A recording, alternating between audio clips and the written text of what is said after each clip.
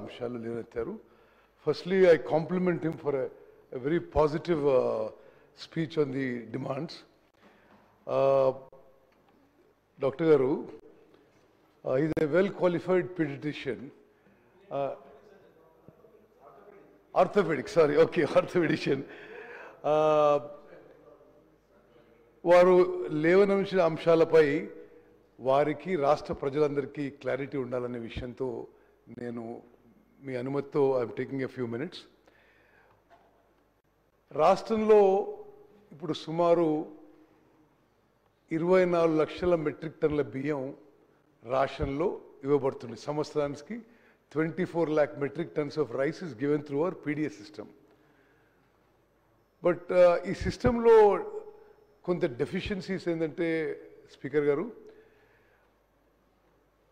చాలా ఏళ్ళ నుంచి ఈ రైసు కోర్స్ గ్రెయిన్స్ ఇవ్వడం జరుగుతుంది. అయితే ఆ కోర్స్ గ్రెయిన్స్ మీరు మెన్షన్ చేసినట్టుగా సుమారు 70 నుంచి 80% ఈ రేషన్ బియ్యము బెనిఫిషరీస్ కన్జ్యూమ్ చేయడం లేదు. అదొక ఇల్లీగల్ అక్రమ వ్యాపారానికి గురై ఇది డైవర్ట్ కావడం, బెనిఫిషరీస్ అమ్ముకోవడం, రేషన్ డీలర్స్ అమ్ముకోవడం మనందరం చూస్తుండగానే సుమారు 7-8 వేలు కోట్లు ఖర్చు పెట్టి ఈ రేషన్స్ ఎవరికి ఉపయోగపడటం లేదు. ఒక ఇల్లీగల్ మాఫియా లాగా కొంతకాలం నుంచి నడుస్తున్న విషయం అందరూ గమనించారు. ఈ విషయంలో మరి ఈ రేషన్ కార్డ్ బెనిఫిషరీస్ అందరికీ వాళ్ళు తినే విధంగా మరి ఒక మంచి క్వాలిటీ ఫైన్ రైస్ ఇవ్వాలని చెప్పి గౌరవ ముఖ్యమంత్రి రేవంత్ రెడ్డి గారు, గౌరవ ఉప ముఖ్యమంత్రి భట్టి గారు క్యాబినెట్ నిర్ణయం తీసుకున్నారు. ఇదొక విప్లవాత్మక మార్పు స్పీకర్ గారు. స్వతంత్ర భారతదేశంలో ఈ స్థాయిలో ఫుడ్ సెక్యూరిటీ కోసం, ఆహార భద్రత కోసం ఫైన్ రైస్ ఇంట్రడ్యూస్ చేయడం మరి మొత్తం భారతదేశంలో కూడా ఇదే ఫస్ట్ ఇనిషియేటివ్ అని మనం చేస్తున్నాం. అదేవిధంగా ఉగాది రోజున 30 తారీఖున గౌరవ ముఖ్యమంత్రి గారితో ఈ పీడిఎస్లో ఈ రేషన్ కార్డ్ బెనిఫిషరీస్కి ఫైన్ రైస్ ఇచ్చే స్కీమ్ మరి రాష్ట్ర వ్యాప్తంగా లాంచ్ చేయడం జరుగుతుంది.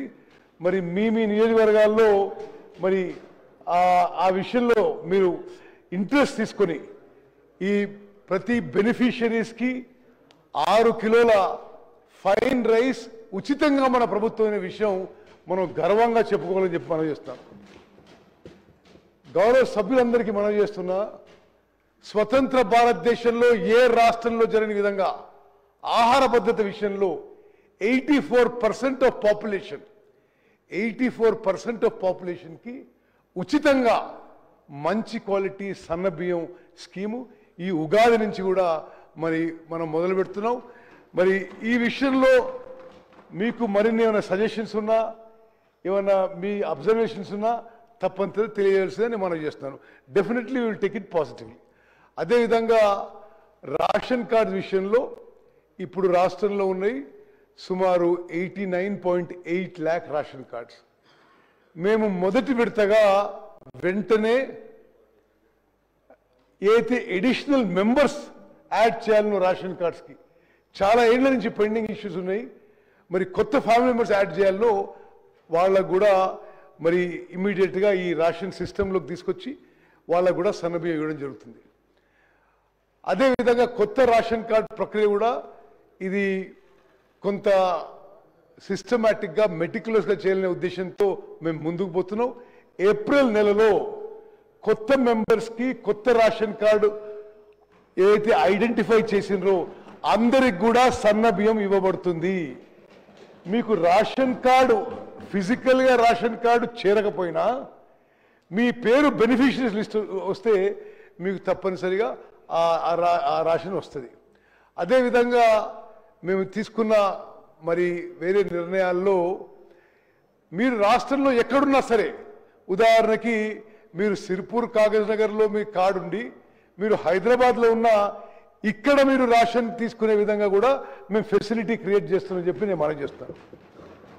Speaker sir, I want to go on record in independent India ఈ విధంగా ఫుడ్ సెక్యూరిటీ, అందరికీ ఆహార భద్రత కల్పించడం, జనాభాలో 84% జనాభాకి కడుపు నిండా మంచి క్వాలిటీ ఫుడ్ గ్రేడ్స్ ఇవ్వడం తెలంగాణ రాష్ట్రంలో మొదలు పెడుతున్న విషయం మనందరం కూడా హర్షించాలని చెప్పి నేను మనవి చేస్తాను. అదేవిధంగా మీరు రేషన్ డీలర్ల విషయం చెప్పారు. మరి ఈ మధ్య కాలంలో కొంత రేషన్ డీలర్ కమిషన్ పెంచడం జరిగింది. We're looking at ways and measures to improve the life of the ration dealers without significant burden on the government. వాళ్ళకి మేము ఇప్పుడు రేషన్ డీలర్లకి మీరు ఈ రేషన్తో సహా ఇతర సరుకులు అమ్ముకునే సదుపాయం కూడా కల్పించబోతున్నాం. సో దట్ మీరు అదే ఫెసిలిటీ వాడుకొని మీరు వేరే కమోడిటీస్ కూడా ట్రేడింగ్ చేసుకోవచ్చు.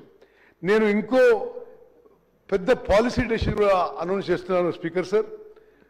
గౌరవ ముఖ్యమంత్రి గారి నిర్ణయం మేరకు నాకు ఎందుకు గుర్తొచ్చిందంటే, డాక్టర్ హరీష్ గారు మీరు you raise this issue along with rice అతి త్వరలో ఇతర ఎసెన్షియల్ కమోడిటీస్ కూడా మొదలుపెట్టే ప్రక్రియ మరి మేము స్టార్ట్ చేయబోతున్నాం అని చెప్పి కూడా నేను మనవి చేస్తున్నాను. ఆ విషయంలో కూడా మీకు ఏమైనా సజెషన్స్ ఉంటే తప్పనిసరి ఇవ్వండి.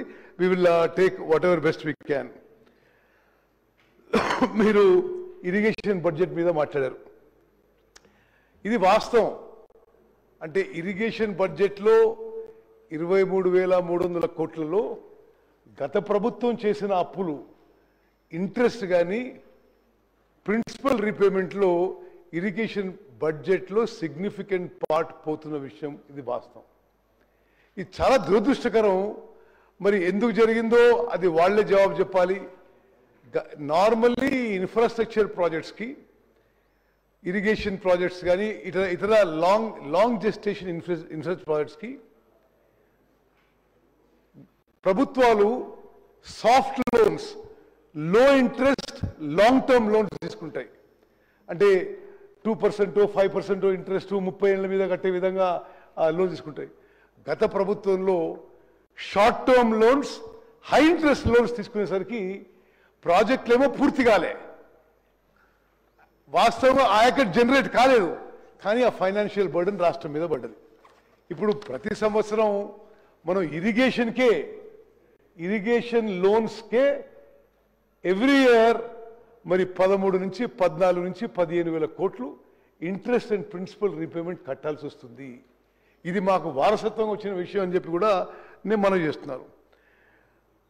అదేవిధంగా మీరు ప్రాజెక్టుల విషయంలో కొంత వివక్ష జరుగుతుందేమో అని చెప్పి మీ అనుమానం వ్యక్తం చేశారు. అంటే I thought I'll finish it off because అందరూ అయిపోయారు, ఇట్ బి వెరీ లేట్. ఈ మెయిన్ ఇష్యూస్ అనుకున్నా, అది మళ్ళా జవాబు చెప్దాం తత్తిమ ఇష్యూస్ వచ్చినప్పుడు. మరి ప్రాజెక్ట్స్ విషయంలో ఏమీ వివక్ష ఉండదు. శాసనసభ్యులందరికీ మనవి చేస్తున్నా, మేము కొన్ని కేటగరైజేషన్ ఆఫ్ ప్రాజెక్ట్స్ చేశాము. అంటే ఏ ప్రాజెక్ట్స్ అయితే తక్కువ ఖర్చుతో ఎక్కువ ఆయకట్టు షార్ట్ టైంలో రాగలుగుతాయో అది కేటగిరీ ఏగా పెట్టుకొని, దాని తర్వాత ప్రాజెక్ట్ కేటగిరీ బి పెట్టుకొని ఆ విధంగా ముందుకు పోతున్నాము.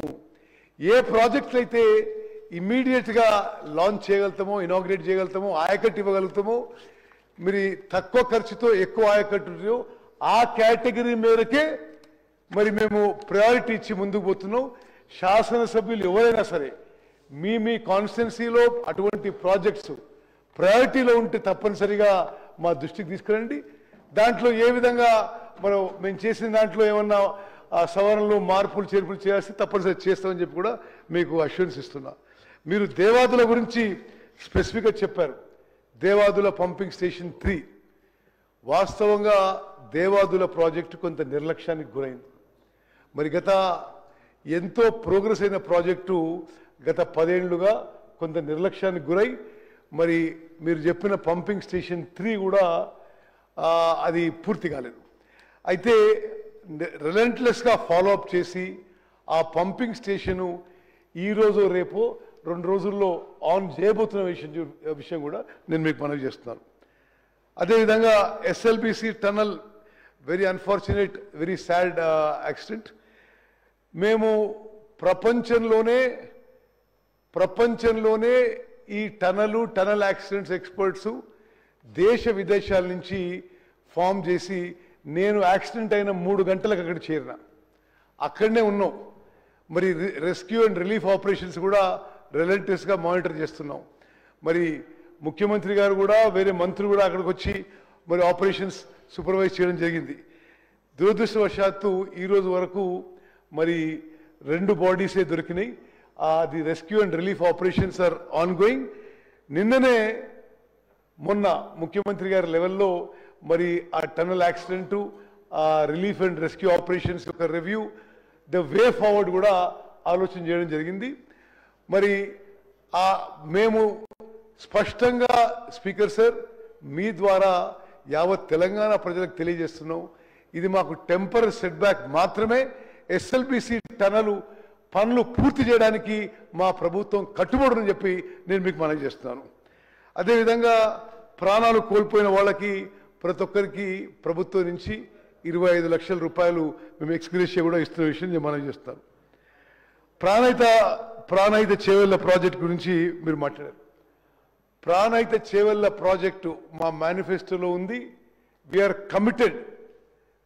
Committed to start the work as early as possible. దాన్ని కొంత ఫైనాన్షియల్, టెక్నికల్, కమర్షియల్ అనాలిసిస్ చేయిస్తున్నాం. మరి తుమ్మడిట్ట దగ్గర బ్యారేజు, మరి దాని తర్వాత ఏ విధంగా పోవాలని చెప్పి గతంలో ఆ ప్రాజెక్ట్ మీద పనిచేసిన వాళ్ళనే ఎంగేజ్ చేసి మేము ముందుకు పోతున్నాం. We are committed. తుమ్మడిహట్టి దగ్గర ఈ ప్రాణహిత చేవెళ్ల ప్రాజెక్ట్ పనులు కూడా అతి త్వరలో మేము మొదలు పెడతామని చెప్పి నేను మనం చేస్తాను. మీరు చెప్పిన విధంగా విజిలెన్స్ రిపోర్ట్ వచ్చింది, ఎన్డీఎస్ఏ రిపోర్టు. మరి నేను స్వయంగా ముఖ్యమంత్రి గారు నేను పోయినసారి ఢిల్లీ పోయి కేంద్ర జలవనరుల మంత్రి సిఆర్ పాటిల్ గారితో కలిసి ఎన్డీఎస్ఏ రిపోర్ట్ కూడా తొందరగా ఇవ్వమని చెప్పి కోరాం. ఇది ఈ ప్రాజెక్ట్ విషయంలో చాలా స్పష్టంగా విజిలెన్స్ రిపోర్ట్ కానీ, ఎన్డీఎస్ఏ ప్రిలిమినరీ రిపోర్ట్ కానీ, డిజైన్లో, కన్స్ట్రక్షన్లో, ఆపరేషన్ మెయింటెనెన్స్లో లోపాలు ఉన్నాయని చెప్పి స్పష్టంగా తెలియజేయడం జరిగింది. మరి అదేవిధంగా అంటే ఎంత సీరియస్ ల్యాప్సెస్ జరిగినాయంటే మరి నిపుణులు, ఈ నేషనల్ డ్యామ్ సేఫ్టీ ఎక్స్పర్ట్స్ వాళ్ళు చెప్పే విషయం ప్రకారం బ్యారేజ్ డిపిఆర్లోనేమో షీట్ పైల్ ఫౌండేషన్ వాడతామని చెప్పి డిపిఆర్లో ఉంది. యాక్చువల్లీ కట్టిందేమో బ్యారేజ్ సీకండ్ పైల్ ఫౌండేషన్ టెక్నాలజీతో. మరి ఆ సాయిల్లో సీకండ్ పైల్ ఫౌండేషన్ టెక్నాలజీ నిలబడుతుందో లేదో అనే అనుమానం కూడా ఉంది. ఆ విషయంలో ఎన్డీఎస్ఏ రిపోర్ట్ వచ్చిన తర్వాత తప్పనిసరిగా మరి అది కూడా ఆ వే ఫార్వర్డ్ చూసుకొని ఏ విధంగా ముందుకు పోవాలనో ముందుకు పోతామని చెప్పి నేను మనవి చేస్తున్నాను.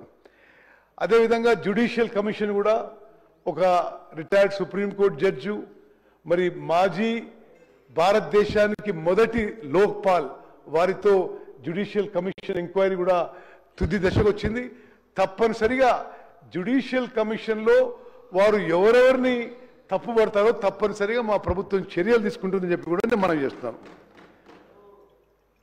అదేవిధంగా డాక్టర్ హరీష్ గారు చెప్పినట్టుగా మీ ఫాదర్ పేరు మీద ఉన్న పిపి రావు ప్రాజెక్ట్ కానీ, కొమరంభీం ప్రాజెక్ట్ కానీ, చెనాక కోరట ప్రాజెక్ట్ కానీ, జగన్నాథపురం ప్రాజెక్ట్ కానీ ఇవన్నీ హై ప్రయారిటీలు తీసుకుని తప్పనిసరిగా పూర్తి చేస్తామని చెప్పి నేను మనం చేస్తున్నాను.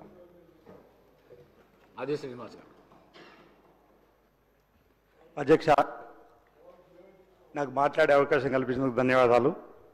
ఇంతకుముందు సభలో జరిగిన